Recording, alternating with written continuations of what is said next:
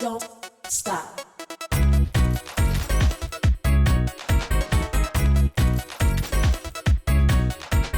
Don't stop.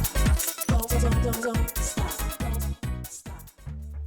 Hello and welcome back. We're ready to start volume 2 of the tips, tools, and techniques that I like to use as I'm working. In the last one, we worked with some different color pencils, and today we're going to be getting out the markers that I use. I don't use these as much as I use my pencils. I like the Crayola pencils, but I do use these occasionally. I've got another video that I have done where I show markers and pencils combined, and we'll be doing that a little bit later, but just wanted to show you first what markers I do have. I have the Crayola Supertips right here, and then I have another similar style marker. These are the Sargent Art version. They're a little cheaper than the Crayolas, but I like the Crayolas better. I'm going to show you why here. If you want to look, the writing that is on these, on almost all of them, likes to rub off and it gets kind of sticky while you're using it, and that's really uncomfortable. As well as these are drying out faster than my Crayolas do. So while they may be cheaper, you end up buying more. So figure out if it's really cheaper in the long run because you have to replace them a lot faster. But I have used these for several years just for different projects around the house, different craft ideas, and I can let my kids use them too and not feel like they're using anything that I'm gonna have a hard time replacing or it's gonna be crazy expensive. I do not own any fancy markers like Copics or those that are artist grade. I don't create works with markers that I would be wanting to sell or to exhibit or anything like that. So it seems silly for me to purchase that grade of marker. Now I'm sure there's probably some really cool effects I could do with those, but I have enough with the other supplies I have. So that's why I've decided to stay where I am. With these, there are several different ways you can work. Oh, one more marker here that I forgot. I also have my Sharpies. I have just kind of a random assortment. At one time it was a whole pack, but with the family getting a hold of them, several have walked off and I have no idea where they have ended up. So I can't even say I have all of the primary colors or like your 8-pack of Crayola crayons, those colors in here. But I can make do with what I have and do some neat things with those as well. So back to this piece, I got this printed it off of a blog. It's called Yet Another Mom Blog. I will put a link down there in the description, so if you want to download this picture, you can. Moving back to that. I'm going to start over here with this flower first. And one thing I've learned when I'm using my markers is it's a good idea to go a little lighter than you think you want, because you can always come back with other things and darken it up a little, and it allows you a little bit of room to wiggle. If you go darker, you can't lighten it with these, but there are ways I can darken it a lot easier. So I'm wanting this to be a pink flower, and right now I'm debating between two shades. So I have some test paper here, so that's gonna be my first thing. Is I'm gonna make some test marks. And that looks about right for what I'm thinking. I think this one's gonna be too low. Oh wow. Okay, that shows you right there. You see how close those look with their caps, but when you go to color with them, doesn't look like what you would think. So my decision is made up. On that, I'm gonna use this one. And I'm just gonna do all the petals with this marker. I'm doing little circles. Try to keep your marker down the entire time you're coloring in each petal. That way you end up with those little dots at the end where the liquid kind of pools. You'll only have one of those then. And I try to think about where the darkest spot on my petal would be, or any other piece that I'm coloring, and that's where I work to end so that it will be a little darker. I missed a spot there. So that kind of shadows a little bit for you, but you don't end up with the darkest spot where you want it to be kind of highlighted or the light source to be hitting it. So I'll come back down and I end in that middle. Again, I'll do that here, end in the middle. Oh, just keep working my way around. I'll speed this up.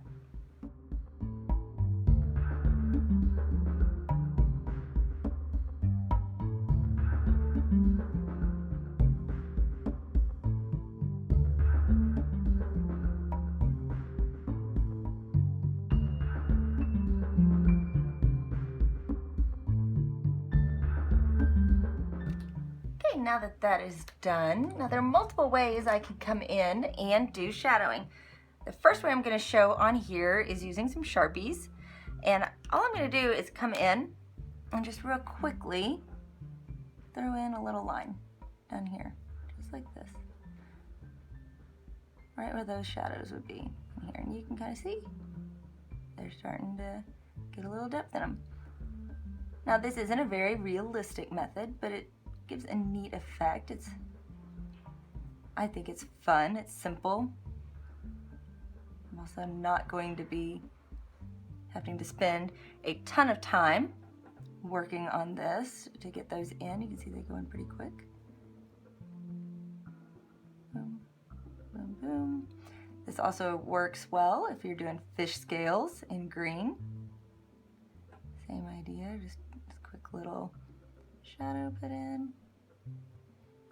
You can see I'm not obsessing a whole lot over it because it's again not realistic, so it's a little bit of a loose interpretation.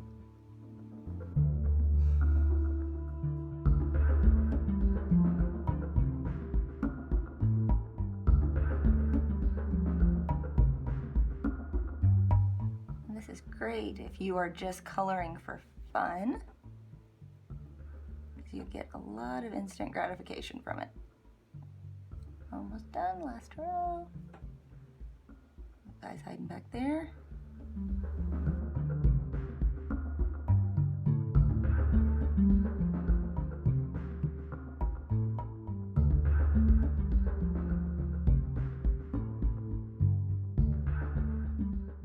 And kind of, if you haven't noticed, imagining a straight on light source here. Kind of keep it simple. Not thinking that I've got a light source from here or from here. You can see my real light source in real life is in front of me, right there.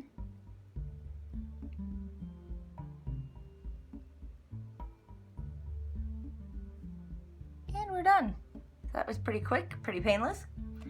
Adds a little bit of dimension in. Now I could go back with a white pencil if I wanted to on these and hit the tops lightly. Obviously they don't make a white marker and these there's no white Sharpie or white Crayola to go back on, but I think that just gives you the idea. I've got some dimension, I've got some fun going on, able to see it quickly. Still looks good. So let's move on. Let's see which flower to do next. I think I'm gonna do this one right here because I've got an idea for the colors I want to do on that. I saw this in some different shades of orange and yellow. So I've got an orange and yellow right here. They're pretty close. This set was pretty special because the ones with the black barrels are scented, so they smell like lemon. But just gonna do an alternating around. So let's see here. I want that to be yellow, that to be yellow, that to be yellow. So right here is, I start with the yellow, come in, and I'm gonna show you guys on this one the layering in with some pencils and how you can create some effects. So that's our next step on this one.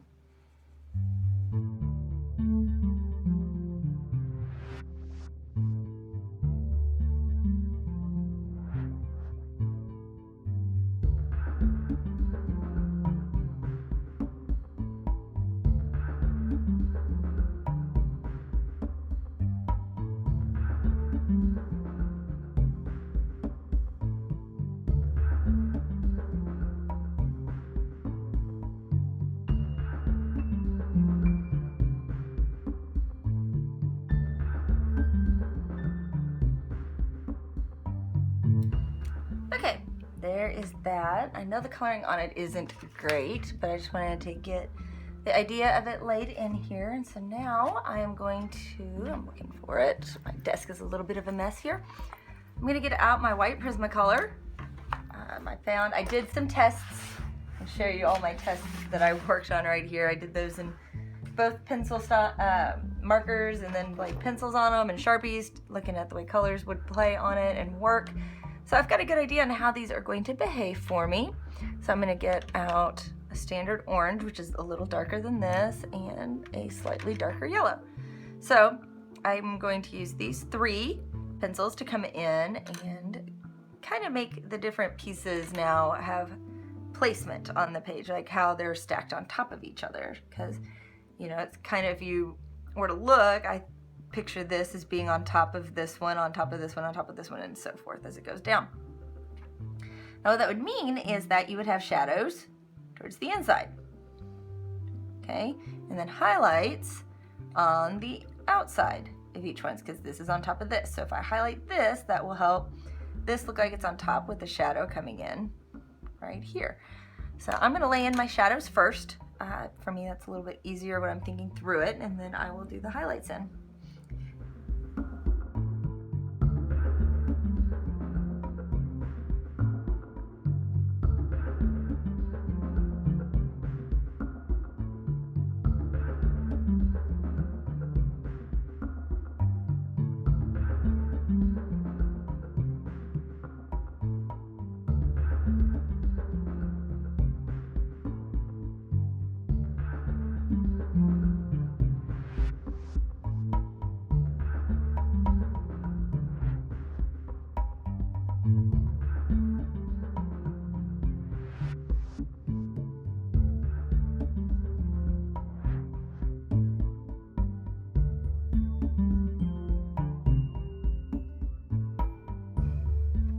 Okay, looking at this, my yellow shadow did not turn out as much as I wanted. When I did my test strip or test swatch, it worked, but on here for some reason it is not showing up nearly as much. So I'm going to go to another pencil I have here and kind of push those shadows in a little bit so that it'll create a little bit more dimension on here.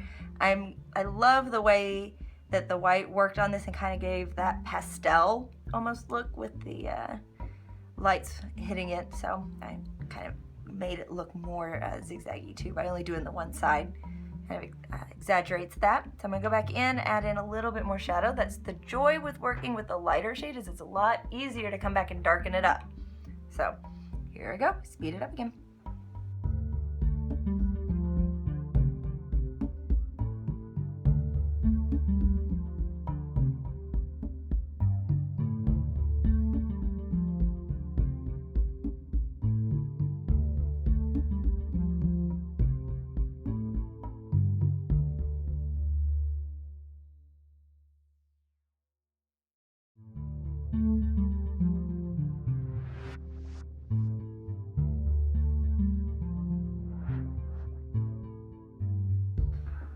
Now I'm going to go back with my yellow again to kind of blend that out, and you'll see how it'll all come together.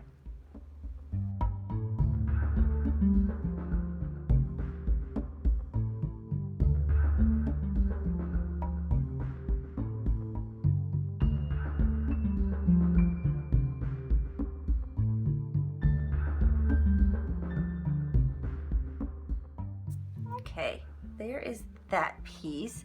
Now I'm going to do one more technique on this video, and it's going to be a neat way to create a little bit of texture with a tone on tone, but not necessarily a straight shadowing. And so I'm going to come back over here to this flower. I've got just my straight up yellow. Yeah, yellow will be the best. And I'm going to come in and I'm going to color both of these. Now you can see, because this is just copy paper, it's wanting to curl on me because I'm using these markers. I did not print this on anything artist grade. That's one of the reasons the pencils are having a little bit of trouble getting in there and doing things. So I've got that at yellow. I'm going to wait just a second for it to dry, but I'm going to talk through while I'm waiting what our next step's going to be.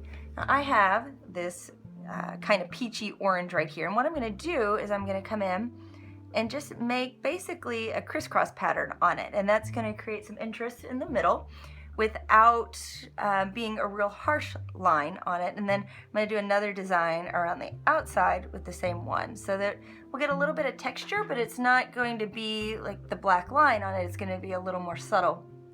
I think we're good. We're dry enough with the marker.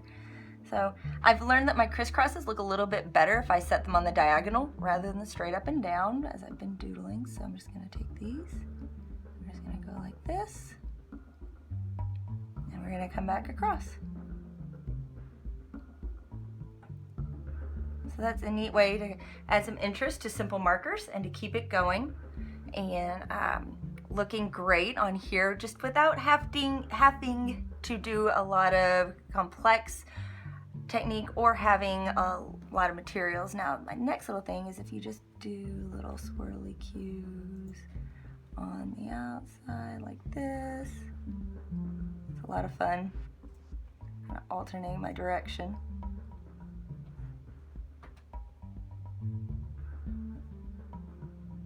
This pattern that I'm coloring itself is pretty crazy, so got a lot going on. This is another simple way to add in a little bit more right there.